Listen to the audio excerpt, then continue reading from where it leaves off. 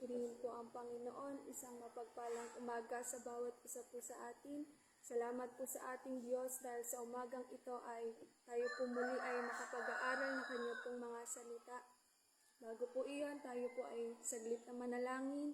Dakilang Diyos sa makapangyarihan sa lahat, pinupuri po namin kayo, pinasasalamatan, dinadakila, Panginoon, kayo ay Diyos na mabuti, tapat, Panginoon, at hindi nagbabago. Purihin kayo, aming Ama, sa inyo pong kabutihan, sa inyong biyaya, sa inyong kahabagan. Salamat sa bagong umaga, sa bagong buhay, Panginoon, na pinagkakaloob niyo po sa amin.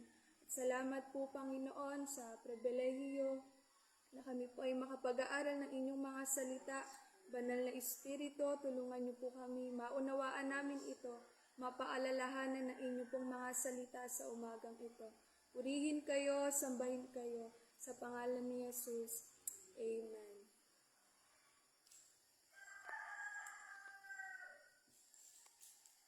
Purihin po ang Panginoon. Sa umaga pong ito ay mag-aaral po tayo ng kanyang mga salita.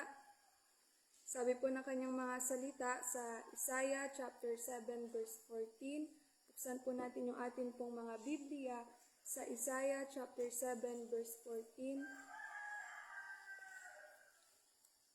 Good morning po sa bawat isa sa atin. Sabi po dito, dahil dito, ang Panginoon na mismo ang magbibigay sa inyo ng palatandaan. Magbubuntis ang isang birhen at manganganak siya ng isang sanggol na lalaki at tatawagin niya ang bata na Emmanuel. Sa Mateo chapter 1 verse 23, sabi po dito, maglilihi ang isang birhen at magsisilang ng isang sanggol na lalaki at tatawagin Emmanuel. Ang kahulugan nito ay kasama natin ang Diyos. Amen. Alam naman po nating lahat at hindi lingid sa atin na ang buong mundo ay nagdiriwang ng tinatawag nating Kapaskuhan, ang kapanganakan ng Panginoong Hesus. At sa umagang ito ay aalalahanin natin yung ginawa ng Panginoon sa ating mga buhay sa pamamagitan ng pagkakatawang tao, ang pagkakatawang tao ni Hesus upang tayo ay abutin sa ating mga abang kalagayan. Sa John chapter 1 verse 1 to 4.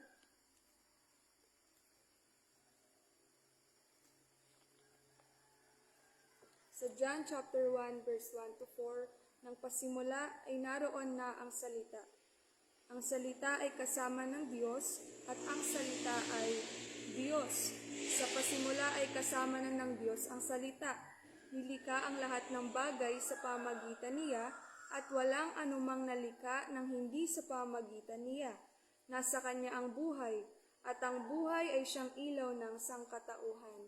Salamat sa Panginoon. Ang John chapter 1 ay walang iba ang tinutukuyan na ang salita ay walang iba ang ating Panginoong Hesus. Dahil kung babasahin po natin ang verse 14, sa John chapter 1 verse 14, naging tao ang salita at nanirahan sa piling namin. Nakita namin ang kadakilaan niya bilang kaisa-isang anak ng Ama. Puspusiyan ng biyaya at pawang katotohanan ang mga sinasabi niya. Salamat sa Diyos. Sa Mika chapter 5 verse 2, ito po ay isang propesiya sa kapanganakan ng ating Panginoon. Sa Mika chapter 5 verse 2, sinabi ni Yahweh, ngunit ikaw Bethlehem Ephrata, bagamat pinakamaliit ka sa mga angka ng Huda, ay magmumula sa iyong angka ng isang mamumuno sa Israel. Ang kanyang pinagmulan ay buhat pa noong unang panahon pa. Sa madaling salita, ang ating tagapagligtas, ang Mesiyas, siya'y isinilang sa lugar po ng Bethlehem. At ang Bethlehem po ay isang lugar na pinakamaliit sa angka ng Huda. At ang pangalang Bethlehem, ang ibig sabihin po nito ay the house of bread. Kung sa Tagalog ay bahay ng tinapay. At ito po ay tungkol sa pagkain at pagtustos. At sa Biblia ay ang tinapay ay hindi lang po siya basta't pagkain. Noong unang panahon, ito ay simbolo ng buhay at araw-araw na pangangailangan ng isang individual na tao. Ganun po kahalaga noong unang panahon ang tinapay. At dito po ay ang Bethlehem, dati pa man ito na po ay lugar ng mga magsasaka. Kung maaalala po natin si Si Naomi at ang manugang niyang si Ruth ay dito nagbalik. Si Ruth ay namulot ng mga uhay. Tapos nakita niya si Boaz. Pinakita ni Boaz ang kanyang kabutihan. At dito rin po ipinanganak si David. At ang Bethlehem ay isang pinakamalit lang. Yun lamang po ay mga iilan sa mga pangyayaring nangyari sa lugar po ng Bethlehem. Ito'y isang simpleng bayan na may bukirin at mga araw-araw na pagtatrabaho. Ang Bethlehem po, ulitin ko ang meaning nito ay the house of bread, bahay ng tinapay. Tungkol ito sa pagkain at pagtustos. At dati pa man sa Biblia, ang tinapay ay hindi lang basta pagkain. Ito po ay simbolo ng buhay at araw-araw na pangangailangan ng isang individual na tao. Sa Lucas chapter 2, verse 4 to 7, sa lugar ng Bethlehem ay ipinanganak ang ating Panginoong Hesus. Sa Lucas chapter 2, verse 4 to 7, si Jose ay umahon din mula sa Galilea, mula sa lungsod ng Nazaret, patungo sa Judea. Sa dahilang siya ay kabilang sa sambahayan at angkan ni David. Si Jose ay nagmula po siya sa lahi ni David. At si David, doon siya ipinanganak sa lugar ng Bethlehem. At siya ay umahon sa lungsod ni David at tinatawag na Bethlehem, upang magpatalang kasama ni Maria, na ipinagkasundong mapangasawa niya at kabuanan noon ni Maria. Sa verse 6 po ng Lucas chapter 2, nangyari, samantalang sila ay naroroon, sumapit ang araw ng kanyang panganganak.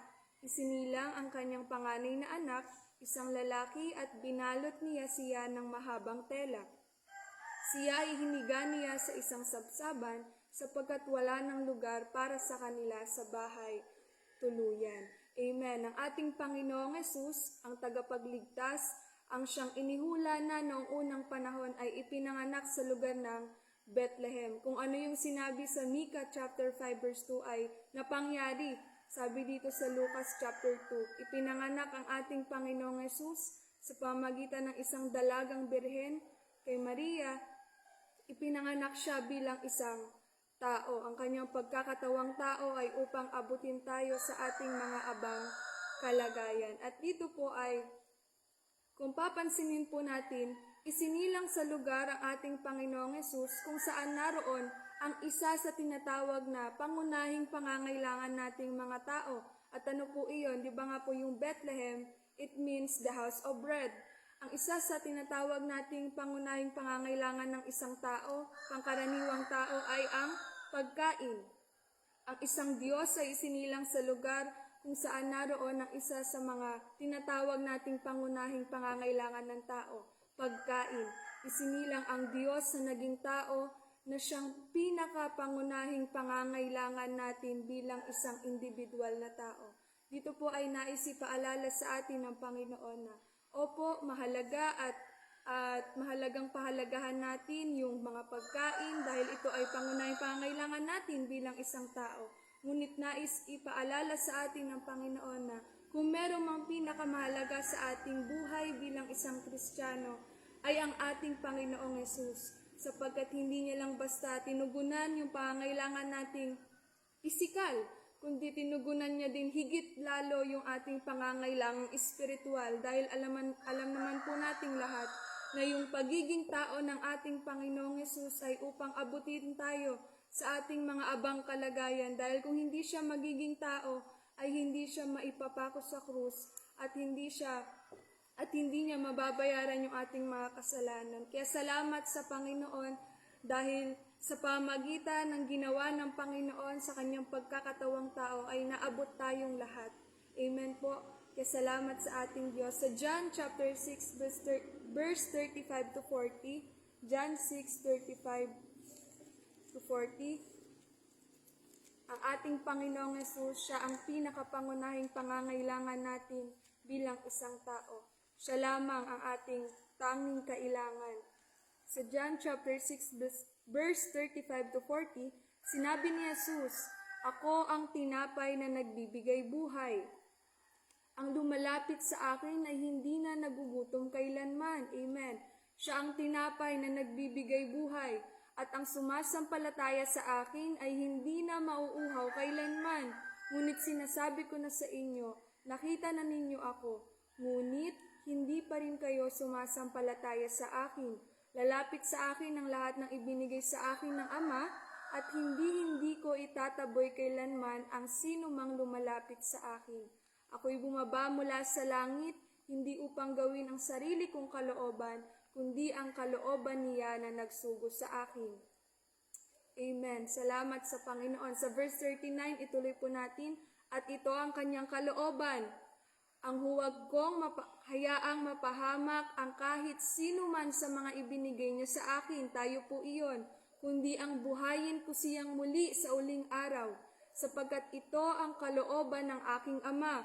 Ang lahat ng kumilala at sumampalataya sa anak ay magkaroon ng buhay na walang hanggan, at sila'y muli kong bubuhayin sa huling araw. Salamat sa Panginoon dahil nung siya ay naparito sa mundong ito, nung siya ay nagkatawang tao, ay ang kalooban niya ay hindi pa rin, ang kalooban ng Ama, ang kanyang ginawa ay hindi pa rin para sa kanyang sarili, kundi para pa rin matugunan niya kung ano talaga yung higit nating pangangailangan bilang isang tao.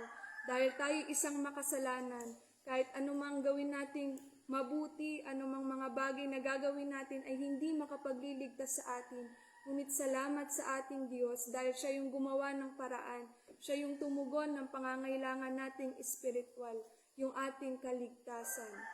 Sa Mateo chapter 6 verse 31, huli na lamang po ito.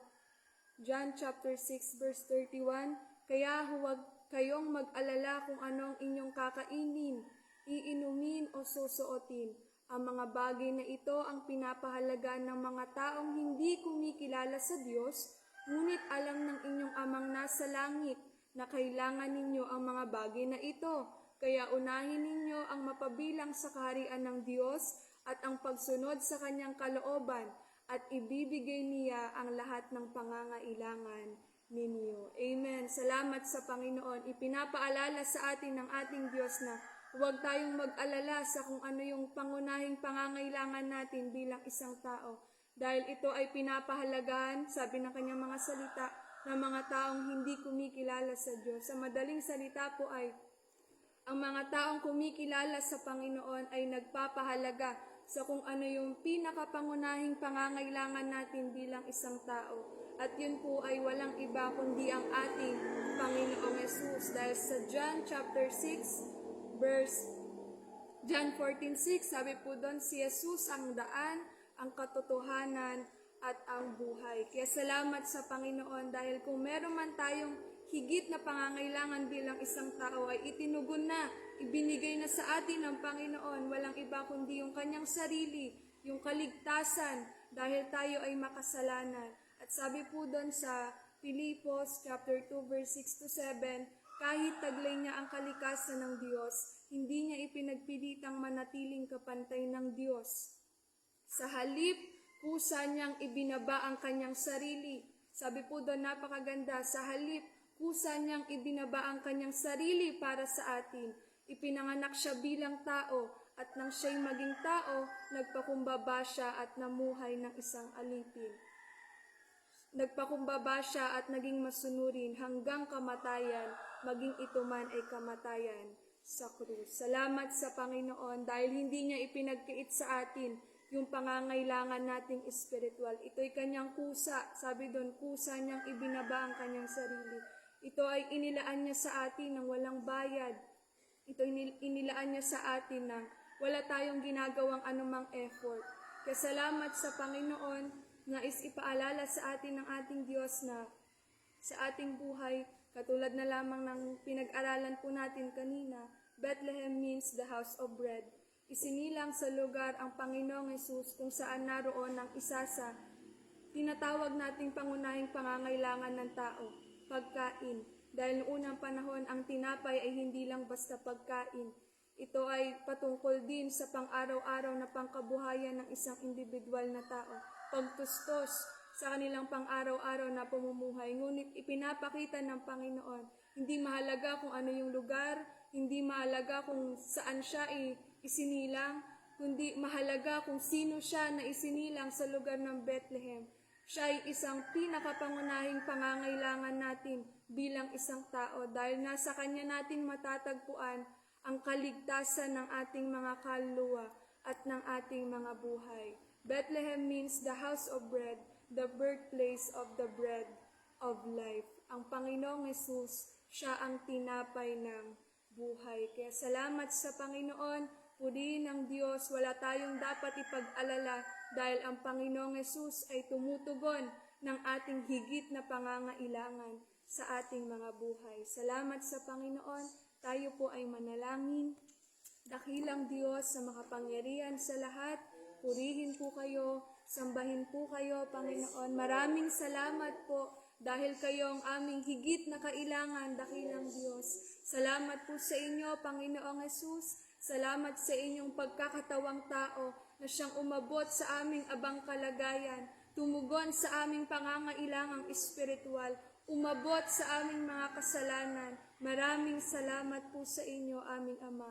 Purihin po kayo, aming Diyos. Pinagpapala po namin ang aming mga kapatid sa umagang ito, sa mga nanonood ng FB Live na ito, Panginoon. Samahan at tulungan niyo pong bawat isa sa amin sa buong araw na ito, Panginoon. Palagi niyo pong ipaalala sa amin na kung meron man kaming higit na kailangan, ay walang iba kundi kayo yon, Panginoong Hesus. Salamat po. Hallelujah. Dahil kung wala kayo sa aming mga buhay, hindi kami kulang, Panginoon. Kami ay wala talaga, Panginoon, kung kayo ay wala sa aming mga buhay. Sapagkat kayo ay lahat-lahat sa amin, Panginoon. Kayo ang aming pinakapangunahing pangangailangan, Panginoon. Maraming salamat po sa inyo. Ingatan niyo po ang bawat isa. Kalakasan, igawad niyo po sa aming mga buhay at tulungan sa buong maghapon na ito. Magampanan namin ang kalooban niyo, ang nais niyo, Panginoon. Maraming salamat po, dakilang Diyos. Purihin po kayo at sambahin. Sa inyo po ang lahat ng papuri, sa pangalan ng Panginoong Hesus. Amen. Purihin po ang Panginoon. Isang mapagpalang umaga po sa bawat isa po sa atin. Salamat po sa ating Diyos.